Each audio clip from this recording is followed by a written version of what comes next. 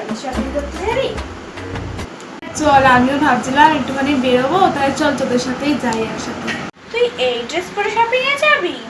হ্যাঁ, এটা কাছে কি আছে, এই ড্রেস পরেই যাবো। দেখেছিস তো দিয়া, বলেছিলাম না ওর সঙ্গে আমাদের মানায় না। চল।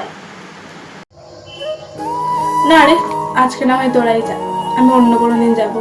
আজকে আমার অনেক কাজ পড়ে গেছে। রিয়া, আমরা রেস্টুরেন্টে খেতে যাচ্ছি, তুই যাবি? না রে, আজকে আমি যাবো না, তোরা যা, আমি অন্য কোনো দিন যাবো।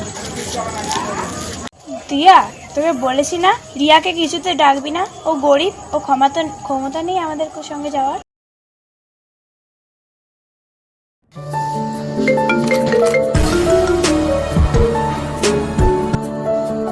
হ্যালো, হ্যাঁ দিয়া বল। কি কি করে হলো এসব? ও তো আমাকে কিছু জানায়নি। আচ্ছা ঠিক আছে, রাখ, আমি দেখছি।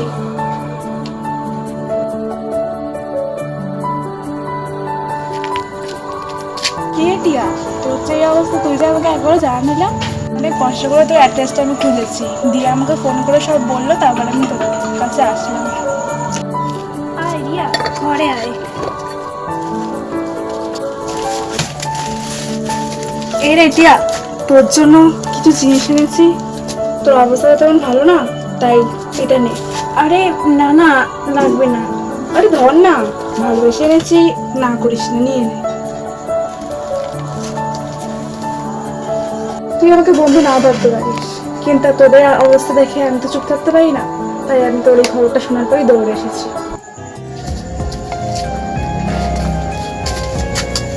তোকে অনেক অপমান করেছি, আমি তোকে বন্ধু ভাবিনি, যা না তাই বলে অপমান করেছি, আমাকে ক্ষমা করে দিস রিয়া।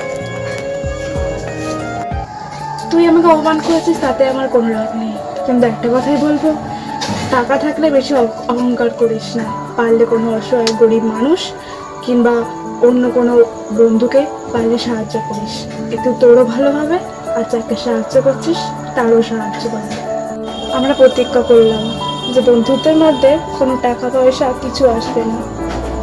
প্রতিজ্ঞা করলাম আমাদের বন্ধুত্বের মধ্যে টাকা পয়সা ঢোকাবো না, এবং আমরা সবসময় একে অপরের পাশে থাকবো। এবং আমরা বুঝে গেছি যে অহংকারই পতনের মূল কারণ।